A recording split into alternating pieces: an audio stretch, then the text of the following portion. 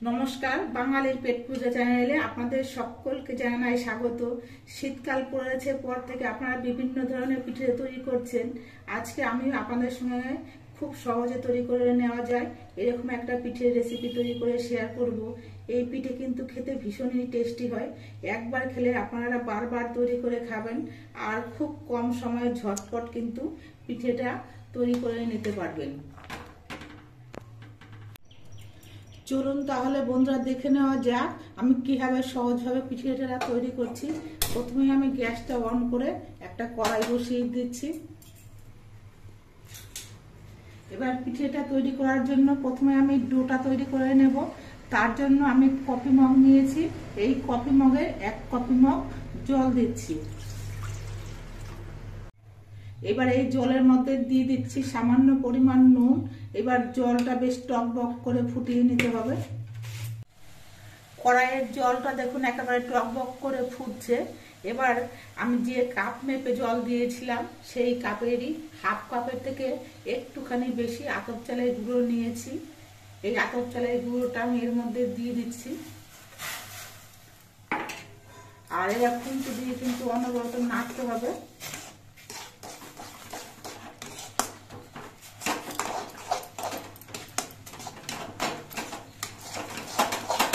এবার গ্যাসের ফ্লেমটা কিন্তু একেবারে লোয়ে দিতে হবে আর নাড়তে হবে।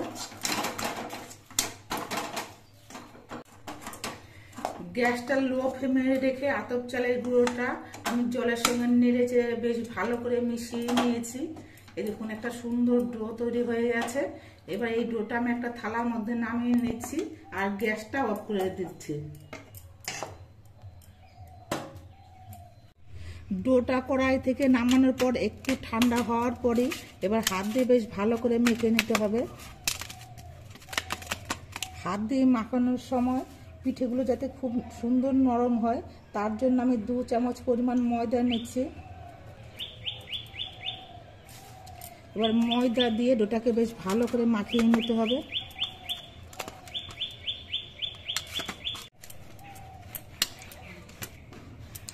ডোটা ময়দা দিয়ে আমি 5-6 মিনিটের মতো বেশ সুন্দর করে মেখে নিয়েছি। দেখুন একেবারে নরম আর সফট ডো একটা তৈরি হয়েছে। ডোটা কিন্তু যত সুন্দর করে মাখানো হবে পিঠেগুলো কিন্তু তত ভালো হবে। এবার আমি হাতের মধ্যে একটুখানি ঘি মাখিয়ে নিচ্ছি।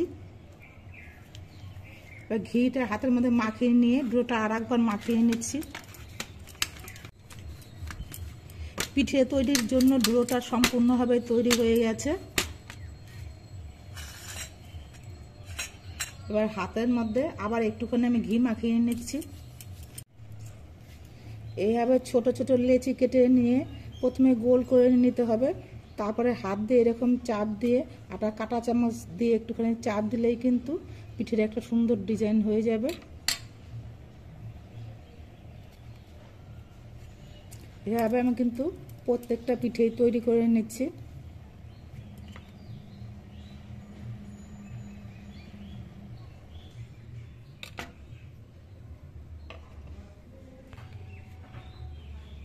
যদি কাঁটা চামচ দিয়ে একবারে সম্পূর্ণটা ডিজাইনটা কভার না হয় তাহলে সেক্ষেত্রে কিন্তু এরকম দুবারও চাপ দিতে পারেন, তাহলে সম্পূর্ণ পিঠেটা এরকম ডিজাইন হয়ে যাবে। যদি পিঠেগুলো ছোট ছোট করে করা হয় তাহলে পরে এরকম একবার চাপ দিলেই ডিজাইনটা হয়ে যাবে, কিন্তু যদি একটু বড় সাইজ করা হয় তাহলে কিন্তু দুবার করে চাপ দিতে হবে, তাহলে সম্পূর্ণ পিঠেটা সুন্দর ডিজাইন হবে। আর এই ডিজাইনটা তো একেবারেই সহজ, আপনারা দেখতেই পাচ্ছেন।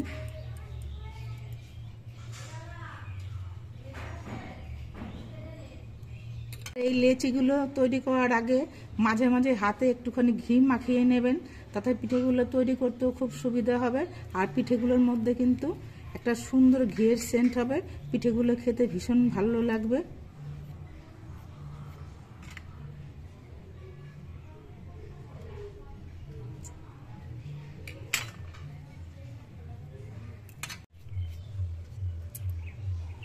এই পিঠেগুলো তৈরি করা ভীষণ সহজ বলে কিন্তু খুব তাড়াতাড়ি এই পিঠেগুলো তৈরি করা যায়। বাড়িতে অতিথি আসলে অতিথিদের সঙ্গে গল্প করতে করতেও কিন্তু এই পিঠেটা আপনারা তৈরি করে খাওয়াতে পারবেন, এত তাড়াতাড়ি পিঠেটা তৈরি হয়ে যায়।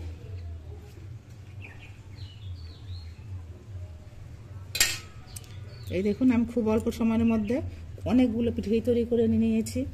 আর ডিজাইনটাও এত সহজ, খুব চটপট তৈরি করে নেওয়া যায়।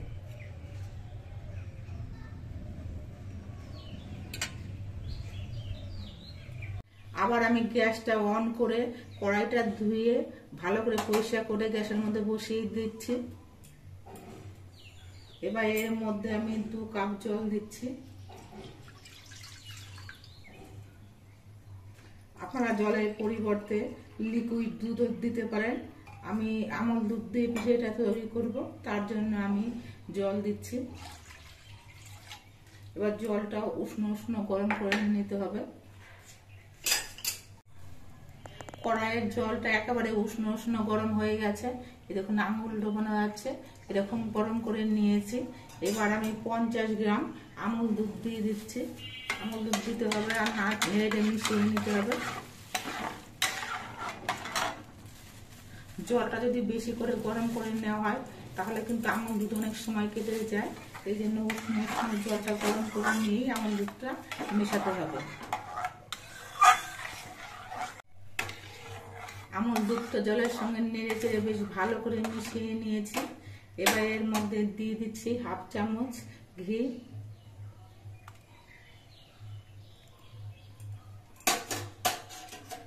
আর একটা তেজপাতা।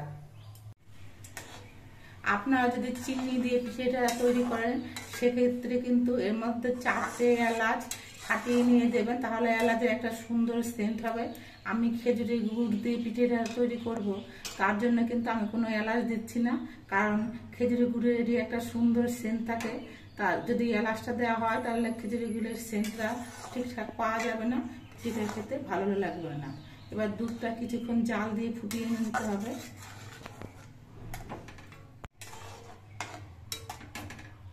দুধটা কিছুক্ষণ ফুটিয়ে নেওয়ার পর এর মধ্যে আমি খেজুরের গুড় দিচ্ছি। এটা খেজুরের পাটালি গুড়, কয়েকদিন ঘরে রাখা ছিল বলে একটু নরম হয়ে গলে গেছে।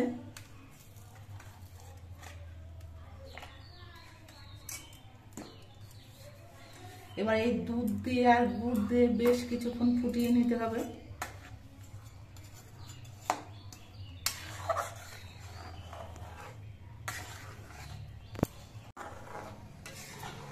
আমার ঘরে খেজুরের পাটালি গুড় ছিল বলে কিন্তু আমি পাটালি গুড় দিয়ে পিঠেটা তৈরি করছি।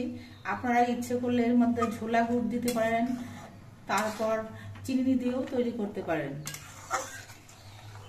এই গুড়টা দেওয়ার পরে কিন্তু দুধটা আবার একটুখানি পাতলা হয়ে যাবে, তার জন্য কিছুক্ষণ জাল দিয়ে এনে দুধটা আবার ঘন করে নিতে হবে। দুধ দিয়ে গুড় দিয়ে আমি বেশ কিছুক্ষণ ফুটিয়ে নিয়েছি।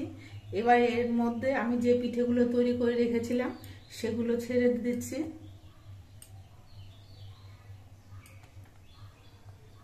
এই পিঠেগুলো দিয়েও কিন্তু কিছুক্ষণ ফুটিয়ে নিতে হবে।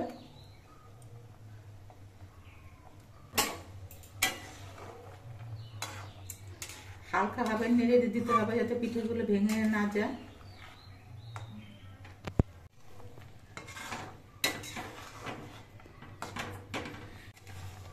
দুধ আর গুড়ের সঙ্গে পিঠেটা আমি 5 মিনিটের মতো সময় ধরে ফুটিয়ে নিয়েছি।